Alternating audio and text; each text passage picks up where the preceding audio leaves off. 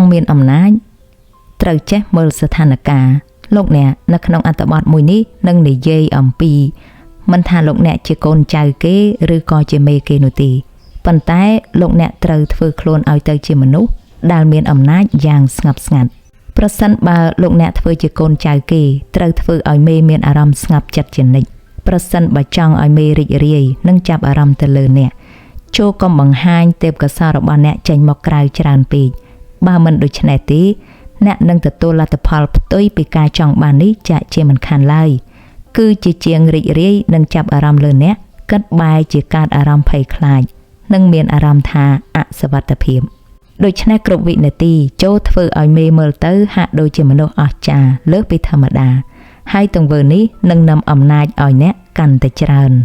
លោកអ្នកស្ដាប់ជាទីគោរពសូមស្ដាប់នៅឧទាហរណ៍តូចមួយដូចខាងក្រោមលោក Nicholas Fogan គឺជារដ្ឋមន្ត្រីហិរញ្ញវត្ថុរបស់ស្ដេចលូវីសទី8កាលនៅក្នុងឆ្នាំទី1នៃអាណត្តិជារដ្ឋមន្ត្រីគាត់គឺជាមនុស្សចាយធំចូលចិត្តចំណាយទៅលើពិធីជប់លៀងបែបកហបតីចំណាយទៅលើស្រីស្អាតៗទៅលើសម្ភារៈថ្លៃៗនិងពេញនិយមគាត់ក៏ជាមនុស្សល្មោបប្រាក់ផងដែរពីព្រោះគាត់ប្រើជីវិតបែបខ្ជិះខ្ជាហួសប្រមាណលោក Fogat គឺជាមនុស្សវៃឆ្លាតនិងមិនអាចខ្វះបានរបស់ព្រះរាជាដូច្នេះនៅពេលដែលនាយករដ្ឋមន្ត្រី Julius Mazarin ទទួលមរណភាពនៅក្នុងឆ្នាំ1661លោករដ្ឋមន្ត្រីក៏រំពឹងទុកជាមុនថាខ្លួននឹងទទួលនាមជាអ្នកស្នងតំណែងដ៏មានឥទ្ធិពលមួយនោះផ្ទុយមកវិញស្ដេចលូវីសទី8សម្រេចប្រតិរំលែកតំណែងជានាយករដ្ឋមន្ត្រីចោលការរំលែកនេះផ្សំជាមួយនឹងហេតុការណ៍ខុសប្រក្រតីផ្សេងទៀតបានធ្វើឲ្យរដ្ឋមន្ត្រី Fogat កើតសេចក្តីសង្ស័យថាខ្លួនកំពុងតែធ្លាក់ប្រជាប្រិយភាពនៅក្នុងប្រតិរបស់ស្ដេចដោយហេតុដូច្នេះគាត់សម្រេចចិត្តបន្ទាបកាយអែបអរព្រះរាជាតាមរយៈការរៀបចំថ្វាយទ្រង់នៅពិធីជប់លៀងដ៏អស្ចារ្យមួយដែលពិភពលោកមិនដែលធ្លាប់បានឃើញពីសម្បកក្រៅគោលបំណងនៃពិធីជប់លៀងមួយនោះគឺធ្វើឡើងដើម្បីសម្ពោធវិមានដ៏ស្កឹមស្កៃរបស់គាត់គឺវិមាន La Roche Le Vicomte ប៉ុន្តែគោលបំណងពិតប្រាកដរបស់គាត់គឺធ្វើឡើងដើម្បីថ្វាយជាសួយសារអាករដល់ស្ដេចផែនដីដែលជាភ្ញៀវកិត្តិយសដ៏ខ្ពង់ខ្ពស់តែមួយគត់នៅក្នុងពិធីដ៏មហោឡារិកមួយនេះពួកកហបតីធំក្រាក់របស់ទ្វីបអឺរ៉ុបនិងបុគ្គលដែលមានភាពល្បីល្បាញបំផុតកាលនៅក្នុងសម័យនោះដែលមានដូចជាលោក La Fontaine, La Rochefoucauld, Madame de Sévigné ដែលបានអញ្ជើញមកចូលរួមនៅក្នុងពិធីជប់លៀងផងដែរសូម្បីតែរឿងល្ខោនដែលនឹងត្រូវសម្ដែងនៅក្នុងពិធីនោះក៏ត្រូវបាននិពន្ធដោយកវីដ៏ល្បីល្បាញបំផុតម្នាក់ប្រចាំសម័យកាលគឺលោក Molière ហើយលោកខ្លួនឯងក៏នឹងឡើងសម្ដែងដោយផ្ទាល់ទៀតផងនាល្ងាចនៅពេលដែលបិទបញ្ចប់ពិធីជប់លៀងចាប់ផ្ដើមដោយអាហារពេលល្ងាចថ្លៃបំផុតចំនួន7ដំណាក់កាលដែលមានដូចជាអាហារមកពីតំបន់អាស៊ីខាងកើតដែលជនជាតិបារាំងបណ្ដាលស្គាល់ក៏ដូចជាមុខម្ហូបថ្មីជាច្រើនទើបតែនឹងបង្កើតដើម្បីស្វាគមន៍កម្មវិធីនៅពេលយប់ការញ៉ាំអាហារត្រូវបានអមបរិយាកាសដោយតន្ត្រីពីរោះរណ្ដំដែលលោករដ្ឋមន្ត្រីរៀបចំថ្វាយជាពិសេសដល់ស្ដេចផែនដីបន្ទាប់ពីអាហារពេលល្ងាចមានការដើរកម្សាន្តតាមសួនច្បារនៅក្នុងវិមានកំរាលឥដ្ឋក៏ដូចជាអាងទឹករបស់វិមាន La Roche Le Vicomte មានរចនាបថល្អប្រណិតសូម្បីតែក្រោយមកក៏វាត្រូវបានចម្លងយកទៅកសាងព្រះបរមរាជវាំង Versailles ថែមទៀតផងលោករដ្ឋមន្ត្រីបានហែហោមព្រះអង្គវ័យក្មេងដោយផ្ទាល់ដើម្បីយាងដំណើរទៅតាមសួនច្បារដែលមានផ្កានិងរុក្ខជាតិតូចត្រូវបានដាំជាជួរត្រង់ភ្លឹង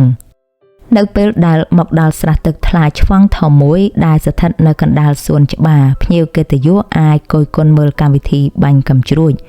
ហើយបន្ទាប់មកពួកគេចូលរួមមើលការសម្ដែងល្ខោនរបស់កវីក៏ដូចជាតារាសម្ដែងដ៏ល្បីល្បាញប្រចាំជំនាន់គឺលោក Molière ពិធីជប់លៀងមានដំណើរការទៅដោយរលូនរហូតដល់ពាក់កណ្ដាលអាធ្រាត្រហើយមនុស្សគ្រប់គ្នាក៏សុទ្ធតែជឿជាក់ថាវាគឺជាការរៀបចំយ៉ាងល្អប្រណិតបំផុតដែលពួកគេមិនធ្លាប់បានចូលរួមតែសោះនៅថ្ងៃបន្ទាប់លោករដ្ឋមន្ត្រីក៏ត្រូវបានចាប់ខ្លួនដោយប្រធានអង្គរៈរបស់ព្រះរាជាគឺលោក De Artagan 3 ខែក្រោយមកគាត់ក៏ត្រូវបានចោទពីបទលួចទ្រព្យសម្បត្តិរដ្ឋ តាមពិតទៅការលួចរបស់គាត់ភាគច្រើនគឺធ្វើឡើងទៅតាមការបញ្ជារបស់ស្ដេចនិងនៅក្រោមការអនុញ្ញាតរបស់ទ្រង់ទៀតផងលោក Forget ត្រូវបានរកឃើញថាមានកំហុសពិតមែនហើយត្រូវបានបញ្ជូនទៅពន្ធនាគារដាច់ស្រយាលជាងគេបំផុតមួយរបស់បារាំងដែលស្ថិតនៅជ្រលងភ្នំ Pyrenees Mountain ជាទីកន្លែងដែលគាត់ចំណាយពេល20ឆ្នាំចុងក្រោយដាក់ជីវិតនៅក្នុងជម្រឹងដែកលោកអ្នកស្ដាប់ជាទីគោរពចំណុចសំខាន់នៅក្នុងឧទាហរណ៍ដ៏តូចមួយនេះគឺស្ដេចល្វីទី8ឬក៏ស្ដេចដែលមានរហស្សនាមថាជាស្ដេចព្រះសូរិយាជាស្ដេចមួយអង្គដែលមានមោទនភាពចំពោះខ្លួនឯងនិងក្រអឺតក្រទមបំផុតទ្រង់តែងតែប្រាថ្នាចង់ឲ្យមនុស្សជុំវិញស្ងើចសរសើរទ្រង់គ្រប់វិនាទីទ្រង់មិនចូលចិត្តឲ្យនរណាម្នាក់បង្ហាញភាពអស្ចារ្យជាងទ្រង់នោះទេដូច្នេះវាច្បាស់ណាស់ថាទ្រង់នឹងមិនលើកលែងឲ្យលោករដ្ឋមន្ត្រីហិរញ្ញវត្ថុនោះឡើយដើម្បីបន្តតំណែងលោក Forget ស្ដេច Louis បានជ្រើសរើសលោក Jean Baptiste Colbert ដែលជាបរិះល្បីល្បាញខាងសន្សំសំចៃនិងតែងតាំងរៀបចំពិធីជប់លៀងដែលអន់បំផុតប្រចាំទីក្រុងប៉ារីសលោករដ្ឋមន្ត្រី Colbert តែងតែតាមដានជាប់ជានិច្ចថារិលប្រាក់មួយកាក់មួយសេនដែលហូរចេញពីរដ្ឋាភិបាលជាតិគឺត្រូវតែធ្លាក់ទៅក្នុងព្រះហស្ថរបស់ស្ដេច Louis ជាមួយនឹងការប្រាក់ទាំងអស់នោះស្ដេច Louis កសាងព្រះរាជវាំងរបស់ទ្រង់ឲ្យមើលទៅកាន់តែអស្ចារ្យនិងស្អាតបំផុតជាងវិមានរបស់រដ្ឋមន្ត្រី Forget ហើយទ្រង់ក៏ឲ្យឈ្មោះរាជវាំងដ៏ស្កឹមស្កៃនោះថា Versailles ទ្រង់បានប្រើទាំងអស់នៅស្ថាបត្យករជាងតុបតែងនិងអ្នកឌីហ្សាញសួនច្បារដែលធ្លាប់បានកសាងវិមានរបស់លោកអតីតរដ្ឋមន្ត្រីហើយនៅក្នុងរាជវាំង Versailles ស្ដេច Louis តែងតែរៀបចំពិធីជប់លៀងដែលមើលទៅកាន់តែមានភាពមហោស្ចារ្យជាងពិធីជប់លៀងរបស់លោក Forget ទៅទៀតលោកអ្នកស្ដាប់ជាទីគោរពចូលយើងពិចារណាអំពីស្ថានភាពនេះនាពេលល្ងាចនៃកម្មវិធីជប់លៀងគឺជាពេលដែលលោក Forget បានបង្ហាញទស្សនីយភាពដ៏មហាអស្ចារ្យថ្វាយស្ដេច Louis ដែលជាកម្មវិធីធំបំផុតដែលមិនធ្លាប់មានទេពីមុនមកហើយគាត់ស្រមៃថាពិធីជប់លៀងមួយនោះគឺជាការបើកបង្ហាញភាពស្មោះត្រង់និងការលះបង់របស់គាត់ចំពោះស្ដេចគាត់មិនត្រឹមតែគិតថាពិធីជប់លៀងអាចជួយស្រោចស្រង់គាត់ឲ្យคล้ายទៅជាមនុស្សចំណិតរបស់ស្ដេចដូចមុនប៉ុណ្ណោះទេគាត់ថែមទាំងគិតទៀតផងថាវានឹងបន្ថែមរសជាតិទំនាក់ទំនងនិងប្រជាប្រិយភាពកាន់តែខ្ពស់នៅក្នុងក្រសែភ្នែករបស់អ្នកមុខអ្នកការដូច្នេះគាត់คล้ายទៅជាមនុស្សដែលមិនអាចខ្វះបានរបស់ព្រះរាជានិងជារដ្ឋមន្ត្រីដែលល្អប្រណិតម្នាក់ទៀតផងប៉ុន្តែនៅរាល់ការរំពឹងទុកគឺខុសស្រឡះតែម្ដងភាពមហោស្ចារ្យនីមួយៗរបស់ទស្សនីយភាពស្នាមញញឹមនិងការស្ងាយសរសើរនីមួយៗដែលចេញពីមាត់ភ្ញៀវកិត្តិយសម្នាក់ៗទៅលើលោករដ្ឋមន្ត្រី Forget វាហាក់ដូចជាធ្វើឲ្យស្ដេច Louis មានអារម្មណ៍ថាកូនចៅរបស់ទ្រង់ម្នាក់នេះមើលទៅមានមន្តស្នេហ៍ជាងទ្រង់ទៅទៀតវាក៏ធ្វើឲ្យទ្រង់ស្វែងយល់ថាលោក Forget ពិតជាបានប្លន់ទ្រព្យសម្បត្តិនិងអំណាចរបស់ទ្រង់ពិតប្រាកដមែនតាមរយៈពិធីជប់លៀងលោក Forget បានធ្វើឲ្យស្ដេច Louis ទី8ខ្ញាល់ក្រៃលែងជាជាងលើកដំកើងទ្រង់នៅចំពោះមុខមហាជនស្ដេច Louis មិនដែលលើកលែងឲ្យជនណាម្នាក់ដែលធ្វើឲ្យទ្រង់ខ្មាស់គេនោះឡើយហើយជាការឆ្លើយតបទៅវិញទ្រង់បានយកវាមកធ្វើជាបទចោទប្រកាន់ដើម្បីបោសសម្អាតជនដែលបានធ្វើឲ្យទ្រង់បាត់បង់សុវត្ថិភាពផ្លូវចិត្តថាជាស្ដេចព្រះសូរិយានេះគឺជាជីវិតពិតបើទោះបីជាតាមទម្រង់ណាក៏ដោយបុគ្គលទាំងឡាយណាដែលធ្វើឲ្យមេបាត់បង់តុល្យភាពនៅក្នុងចិត្តធ្វើឲ្យមេបោះបង់មោទនភាពចំពោះខ្លួនឯងឬក៏ធ្វើឲ្យកើតអាប់មុខអាប់មាត់នៅចំពោះមុខមហាជនគេទាំងអស់នោះនឹងត្រូវមេកំចាត់ចោលចាក់ជាមិនខាននោះទេលោក Voltaire បាននិយាយថានៅវេលាពេលល្ងាចនៅពេលដែលកម្មវិធីចាប់ផ្ដើម Forget គឺជាកំពូលបរោះនៅលើផែនដីប៉ុន្តែនៅពេលដែលកម្មវិធីនោះចប់គាត់គឺជាមនុស្សដែលស្ថិតនៅក្រោមផែនដីទៅវិញលោកអ្នកស្ដាប់ជាទីគោរពខាងក្រោមនេះគឺជាឧទាហរណ៍តូចមួយទៀតដែលបញ្ជាក់ប្រាប់លោកអ្នកថានៅពេលដែលលោកអ្នកចេះមើលស្ថានភាពលោកអ្នកក៏នឹងមានអំណាចយ៉ាងពិតប្រាកដនៅដើមទសវត្សរ៍ឆ្នាំ1960តារាវិទូនិងគណិតវិទូសញ្ជាតិអ៊ីតាលីគឺលោក Galileo បានគិតថាខ្លួនកំពុងតែស្ថិតនៅក្នុងស្ថានភាពដែលមិនច្បាស់លាស់កន្លងមកគាត់បានពឹងផ្អែកទៅលើសន្តានចិត្តរបស់ថ្នាក់ដឹកនាំល្បីៗដើម្បីឧបត្ថម្ភដល់ការស្រាវជ្រាវរបស់គាត់ គឺវាមិនខុសពីអ្នកវិទ្យាសាស្ត្រផ្សេងទៀតនាសម័យយុគមាសនៅអឺរ៉ុបឡើយគិតបារម្ភថានៅថ្ងៃណាមួយគិតនឹងទទួលបានត្រឹមតែអំណោយពីថ្នាក់ដឹកនាំទាំងនោះតែប៉ុណ្ណោះគឺអំណោយចំពោះវត្ថុច្នៃប្រឌិតថ្មីក៏ដូចជារបបកំហើញថ្មីដែលកាត់ផ្ដាល់ជូនពួកគេឧទាហរណ៍នៅកាលមួយនោះកាត់បានផ្ដាល់ត្រីវិស័យសម្រាប់វិស័យកងទ័ពជូនព្រះអង្គជាម្ចាស់នៃរាជាណាចក្រហ្គុងសាហ្គាក្រោយមកកាត់ក៏បានផ្ដាល់សៀវភៅណែនាំអំពីរបៀបប្រើប្រាស់ត្រីវិស័យជូនគ្រួសារត្រកូលមេឌីស៊ីសថ្នាក់ដឹកនាំទាំងពីរព្រះអង្គមានសេចក្តីរីករាយនិងបង្ហាញការអរគុណជាពន់ពេកហើយតាមរយៈឥទ្ធិពលរបស់ទ្រង់ទាំងទ្វេលោកកាលីលេមានសមត្ថភាពអាចរកកូនសិស្សបានកាន់តែច្រើនដើម្បីបង្រៀនប៉ុន្តែមិនខ្វល់ថារបបកំហើញមានភាពអស្ចារ្យនិងធំធេងយ៉ាងណាក៏ដោយ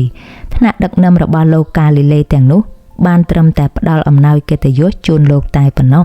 មិនដែលផ្ដល់ប្រាក់ជូនលោកនោះឡើយការនេះបានធ្វើឲ្យជីវិតរបស់លោកមានភាពអស្ថិរភាពនិងខ្វះនៅឯករាជ្យភាពជាប្រចាំគិតបានគិតថាវាច្បាស់ជាមានមធ្យោបាយមួយដែលល្អជាងនេះនៅពេលនោះលោកកាលីលេចាប់ផ្ដើមមានយុទ្ធសាស្ត្រថ្មីមួយនៅក្នុងឆ្នាំ1610គឺជាឆ្នាំដែលលោកបានរកឃើញភពព្រហស្បតិ៍ Jupiter គិតរកឃើញតាមរយៈ telescope មួយដែលគិតបានបង្កើតវាដោយខ្លួនឯងម្ដងនេះជាជាងការចែករំលែករបបកំហើញថ្មីជាមួយនឹងថ្នាក់ដឹកនាំនានាដោយធ្លាប់បានធ្វើកាលពីអតីតកាលមានដូចជាការផ្ដល់ telescope ដែលគិតបានប្រើប្រាស់ការផ្ដល់សៀវភៅស្រាវជ្រាវនិងផ្សេងទៀតគិតបានសម្រេចចិត្តផ្ដោតទៅលើត្រកូលមេឌីសេសតែមួយគត់គឺជាគ្រួសារអ្នកនយោបាយនិងជាអ្នកបង្កើតធនាគារនៅក្នុងប្រទេសអ៊ីតាលីការជ្រើសរើសរបស់កិត្តនេះគឺព្រោះតែហេតុផលតែមួយប៉ុណ្ណោះមិនយូរបន្ទាប់ពីព្រះអង្គកូស៊ីម៉ូបង្កើតរាជវង្សមេឌីស៊ីនៅក្នុងឆ្នាំ1540ទ្រង់បានយកភពព្រហស្បតិ៍មកធ្វើជារូបតំណាងឲ្យរាជវង្សមេឌីស៊ីពីព្រោះតែកាលនោះភពព្រហស្បតិ៍ត្រូវបានគេចាត់ទុកថាជាព្រះអង្គម្ចាស់ដែលអង្អាចជាទីបំផុតដូច្នេះវាក៏คล้ายទៅជារូបសំណាកនៃអំណាចដែលមិនត្រឹមតែគ្របដណ្ដប់ទៅលើនយោបាយនិងធនាគារតែប៉ុណ្ណោះទេប៉ុន្តែក៏ជារូបតំណាងដែលផ្សារភ្ជាប់ចក្រភពរ៉ូមបុរាណនិងភាពជារដ្ឋអាទិទេពទៀតផងកាលដែលកាលីលេបានប្រែរបបកំហើញពីភពព្រហស្បតិ៍របស់គាត់ឲ្យคล้ายទៅជាព្រឹត្តិការណ៍លោហាធាតុកូស្មិកដើម្បីដំកើងកិត្យានុភាពរបស់គ្រួសារត្រកូលមេឌីស៊ីមិនយូរប៉ុន្មានក្រោយពីរករបបកំហើញទាំងនោះគាត់ប្រកាសថាផ្កាយទាំង4ដែលស្ថិតនៅជុំវិញភពព្រហស្បតិ៍ដែលភ្លឺជាងគេគឺជាបុត្ររបស់ព្រះជាម្ចាស់ក្រោយពេលដែលពិនិត្យតាម telescope របស់គាត់ហើយក៏វាស្របពេលដែលស្ដេចកូស្ម៉ូទី2ឡើងគ្រងរាជ្យពីបិតាកូស្ម៉ូទី1គាត់បាននិយាយថាផ្កាយចំនួន4នោះគឺស្របទៅនឹងចំនួនសមាជិកគ្រួសារត្រកូលមេឌីស៊ីចំនួន4អង្គគឺស្ដេចកូស្ម៉ូទី2មានព្រះអនុជចំនួន3អង្គទៀតនិងថែមទាំងប្រកាសថាផ្កាយទាំង4នៅជុំវិញភពព្រហស្បតិ៍គឺតំណាងឲ្យបុត្រទាំង4អង្គដែលហែហោមព្រះបិតាគឺស្ដេចកូស្ម៉ូទី1ដែលបានបង្កើតរាជវង្សមេឌីស៊ីនោះឡើងមកវាគឺជាការកើបជូនមែនទែនដែលការនេះបង្ហាញថាឋានសួគ៌បានបញ្ជូនរាជវង្សមេឌីស៊ីមកកាន់ផែនដីបន្ទាប់ពីបានលះបង់របបកំហើញទាំងអស់ជូនដល់រាជវង្សមេឌីស៊ីលោកកាលីលេបានបង្កើតគណៈកម្មការដើម្បីរៀបចំនិមិត្តសញ្ញាមួយដែលមានរូបភពព្រហស្បតិ៍កំពុងតែអង្គុយនៅលើពពកពណ៌សដោយមានភពចំនួន4ទៀតព័ទ្ធជុំវិញដែលរូបតំណាងនេះបញ្ជាក់ថាស្ដេចកូស្ម៉ូទី2គឺជាតារាមួយនៅក្នុងចំណោមតារាទាំង4និងត្រូវជាបុត្រារបស់ព្រះជាម្ចាស់នៅក្នុងឆ្នាំ1610ស្ដេចកូស្ម៉ូទី2ក៏បានតែងតាំងលោកកាលីលេជាទស្សនវិទូនិងជាគណិតវិទូប្រចាំព្រះបរមរាជវាំងជាផ្លូវការដែលមានប្រាក់វិវត្តត្រឹមត្រូវចំពោះអ្នកវិទ្យាសាស្ត្រម្នាក់ទៀតនេះគឺជាភាពជោគជ័យខ្លាំងបំផុតមួយនៅក្នុងជីវិតសម័យកាលដែលសំប្រាក់ឧបត្ថម្ភពីគ្រួសារដទៃក៏ត្រូវបានបិទបញ្ចប់លោកអ្នកស្ដាប់ជាទីគោរពគន្លឹះសំខាន់នៅក្នុងឧទាហរណ៍មួយនេះលោកអ្នកមួយពព្រែកភ្នែកជាមួយនឹងយុទ្ធសាស្ត្រថ្មីលោកកាលីលេអាចរកលុយបានច្រើនមែនទែនគឺច្រើនជាងលុយទាំងអស់ដែលគាត់បានដើរសុំពីគេហេតុផលនៃភាពជោគជ័យនោះគឺសាមញ្ញបំផុតមេគ្រប់រូបតែងតែចង់ឲ្យមនុស្សគ្រប់គ្នាមើលមកខ្លួនថាជាបុគ្គលដែលអស្ចារ្យជាងគេពួកគេមិនខ្វល់ពីវិទ្យាសាស្ត្រពីសេចក្តីពិតឬក៏ពីរបបកំហើញថ្មីចុងក្រោយអ្វីនោះឡើយអ្វីដែលពួកគេខ្វល់ខ្វាយបំផុតនោះគឺគេឈ្មោះ និងកិត្តិយសរបស់ពួកគេតែប៉ុណ្ណោះលោកកាលីលេបានផ្ដល់ឲ្យគ្រួសារត្រកូល Medici នៅកិត្តិយសដ៏សម្បើមដែលមិនធ្លាប់មាននោះទេគឺតាមរយៈការភ្ជាប់ឈ្មោះរបស់ពួកគេជាមួយនឹងអំណាចចក្រវាឡធ្វើឲ្យពួកគេមានអារម្មណ៍អស្ចារ្យជាងទទួលបានឧបករណ៍និងរបបកំហើញបែបវិទ្យាសាស្ត្រទៅទៀតអ្នកវិទ្យាសាស្ត្រមិនអាចគង់វង្សបានយូរទេប្រសិនបើជីវិតគេមិនថិតថេរតាមរយៈការពឹងទៅលើប្រាក់ឧបត្ថម្ភពីសំណាក់គ្រប់មជ្ឈដ្ឋានដូច្នេះពួកគេក៏ត្រូវតែស្វែងរកម្ចាស់ណាម្នាក់ដែលមានឃ្លាំងទ្រព្យច្រើនពិតប្រាកដដូចជាមន្ត្រីផ្សេងទៀតអញ្ចឹងដែរប៉ុន្តែក្នុងពេលជាមួយគ្នាបញ្ញាដ៏មានអំណាចរបស់ពួកគេក៏អាចធ្វើឲ្យម្ចាស់កើតនៅចិត្តភ័យខ្លាចគឺបារម្ភថាខ្លួនគ្រាន់តែជាមេដែលអង្គុយចាំតែផ្ដាល់លុយប៉ុណ្ណោះជាមេដែលមានតួនាទីអាក្រក់មិនគួរទុកទៀតនៅឡើយមេដែលឧបត្ថម្ភដល់ការបង្កើតរបបកំហើញអ្វីមួយតែងតែចង់បានអារម្មណ៍ថាខ្លួនលើសពីកិត្តិយសត្រឹមតែជាអ្នកឧបត្ថម្ភគិតចង់ឲ្យមហាជនមើលឃើញខ្លួនថាជាបុគ្គលប៉ិនប្រសប់និងកាន់តែមានអំណាចនិងជាពិសេសគឺចង់ឲ្យខ្លួនកាត់មើលទៅអស្ចារ្យជាងកំហើញដែលត្រូវបានបង្កើតតាមរយៈប្រាក់ឧបត្ថម្ភរបស់កាត់ទៅទៀតដូច្នេះដើម្បីបំបត្តិចិត្តភ័យខ្លាចនេះលោកអ្នកត្រូវតែផ្ដល់ឲ្យកាត់នៅកិត្តិយសទាំងអស់ដែលអ្នកអាចរកបាន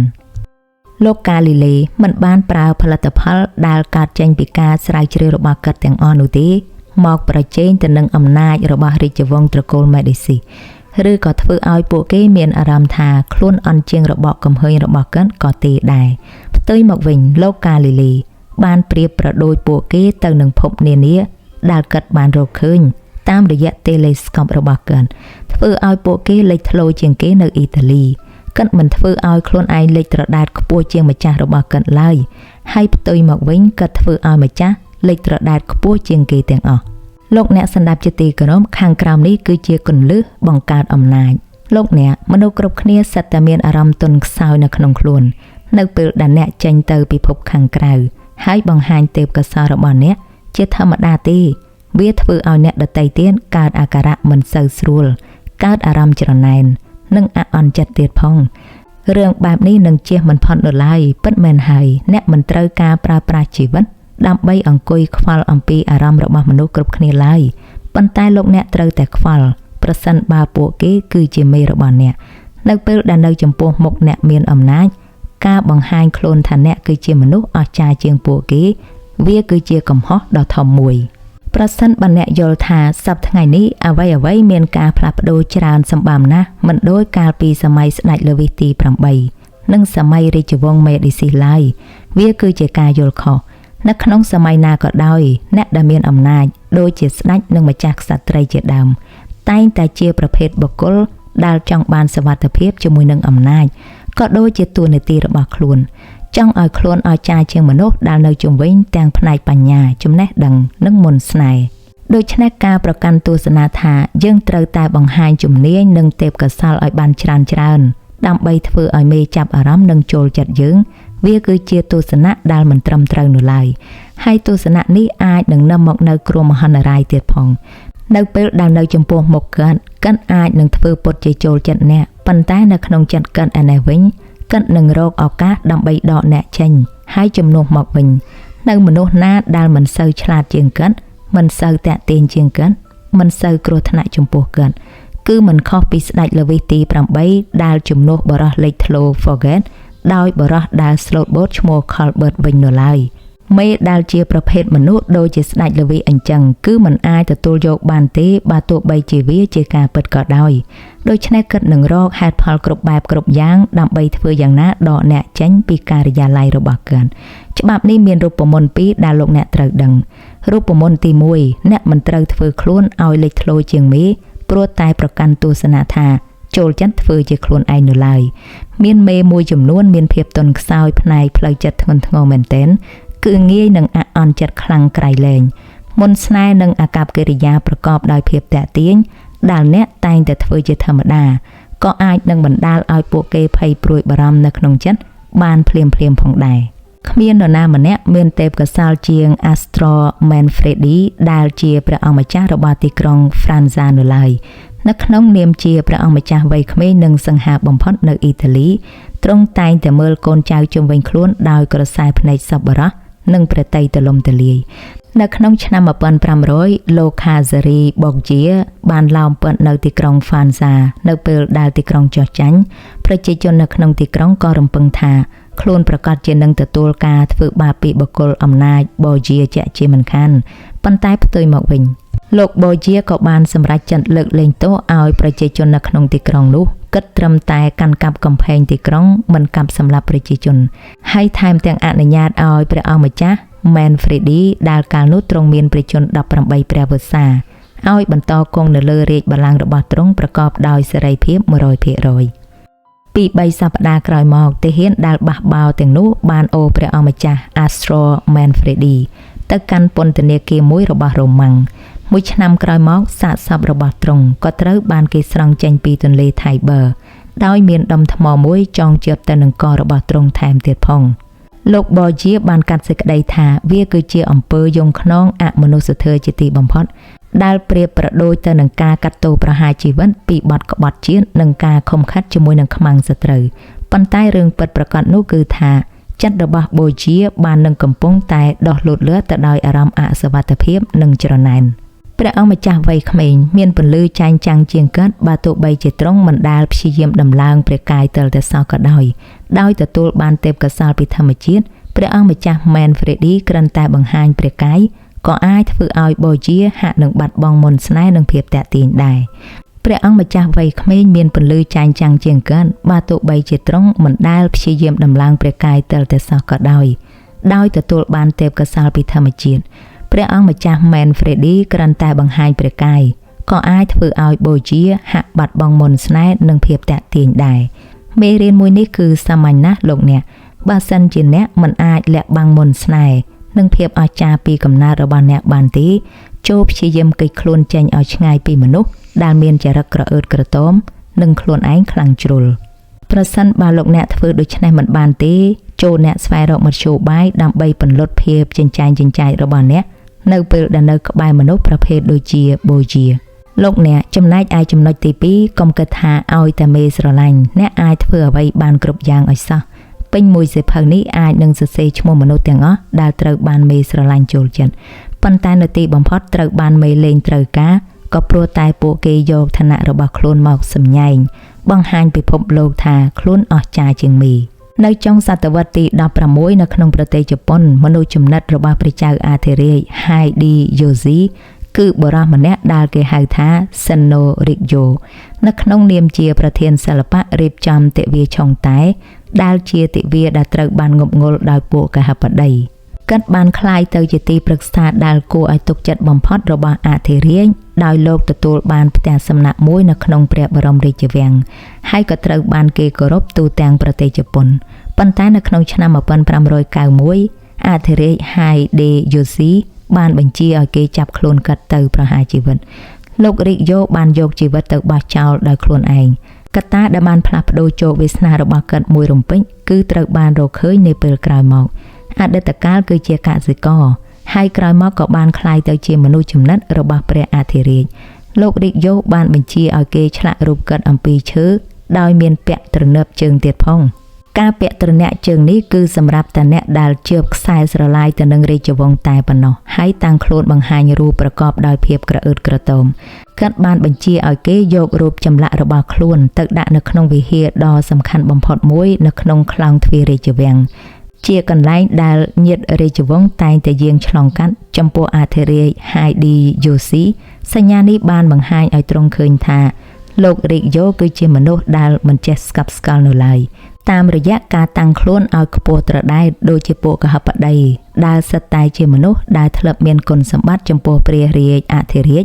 គាត់បានភ្លេចខ្លួនថាតាមពិតទៅឋានៈរបស់គាត់គឺជាព្រះចៅអធិរាជប្រទានឲ្យតែប៉ុណ្ណោះប៉ុន្តែគាត់បែរជាគិតថាខ្លួនបានរកវាដោយខ្លួនឯងទៅវិញលោកអ្នកការមើលតម្លៃរបស់ខ្លួនបែបនេះគឺជាការវាយតម្លៃខុសហើយគាត់យកជីវិតរបស់ខ្លួនមកបង់ថ្លៃចំពោះកំហុសរបស់គាត់ទៅវិញចូលចងចាំថាត្រូវវាយតម្លៃខ្លួនឯងឲ្យបានច្បាស់លាស់កុំយកក្បាលមកដូរនឹងរបស់ដែលអ្នកបានទទួល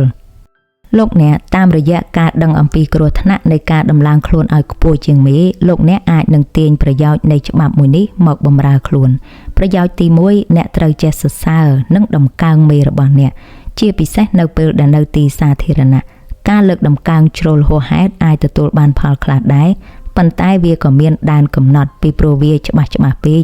និងត្រង់ពេកដែលមើលទៅមិនល្អទេចំពោះមុខអ្នកដទៃការលើកដំកើងពីក្រោយខ្នងឬក៏ដោយប្រយោលគឺមានអំណាចខ្ពស់បំផុតឧទាហរណ៍ប្រសិនបើអ្នកមានភាពឆ្លាស់វៃជាងមេរបស់អ្នកពីកំណើតអ្នកត្រូវតែធ្វើឲ្យវាផ្ទុយពីនេះ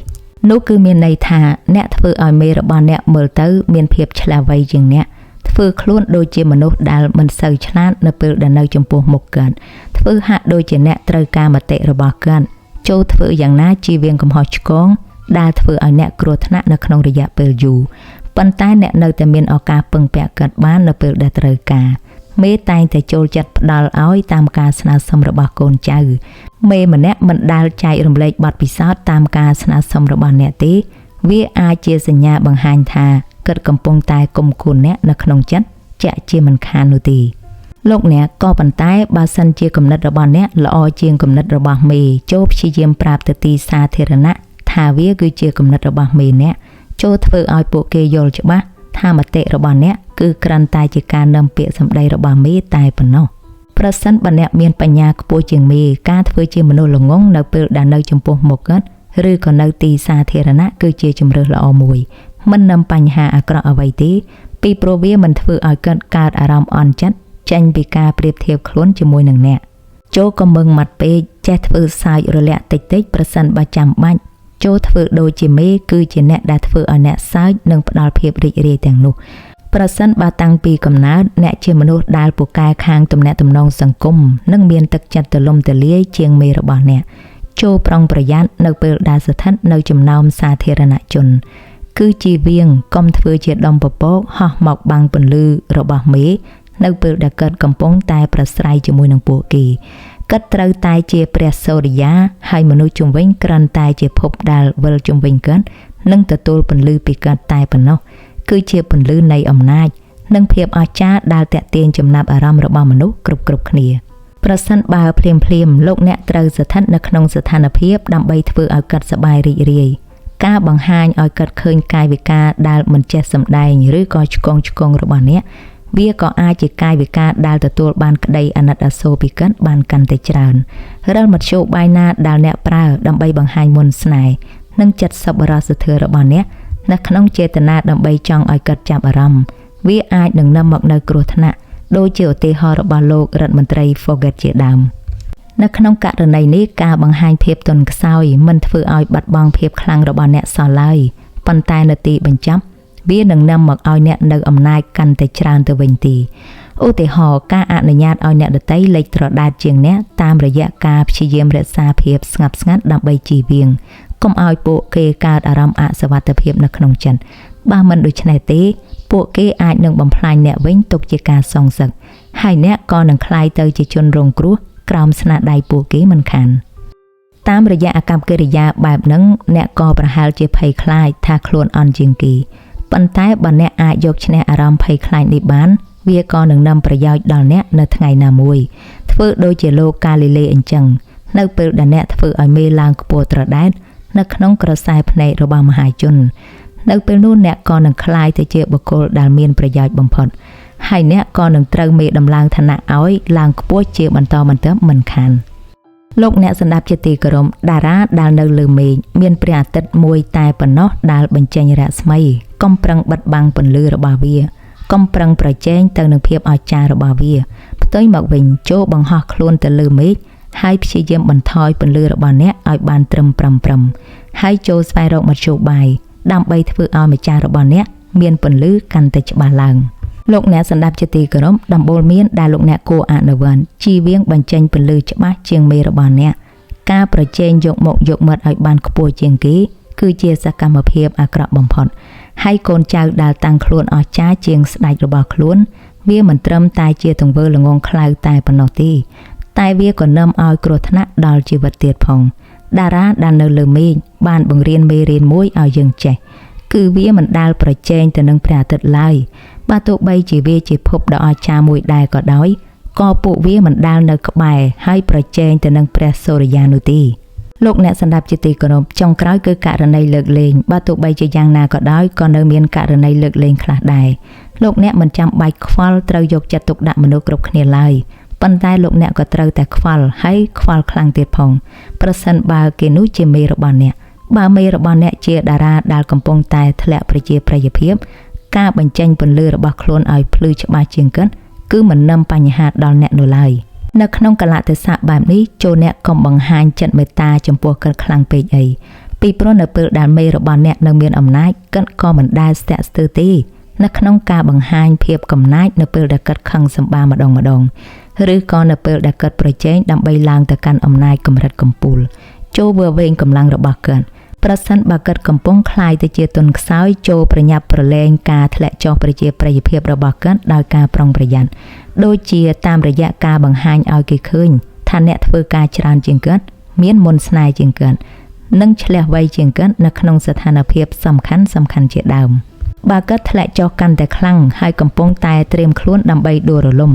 ចូលដោះដៃហើយអនុញ្ញាតឲ្យកិនដួលទៅដោយខ្លួនឯងទៅចុះប៉ុន្តែនៅក្នុងពេលជាមួយគ្នាលោកអ្នកក៏មិនត្រូវប្រថុយនៅក្នុងការបញ្ចេញពន្លឺច្បាស់ជាងមេ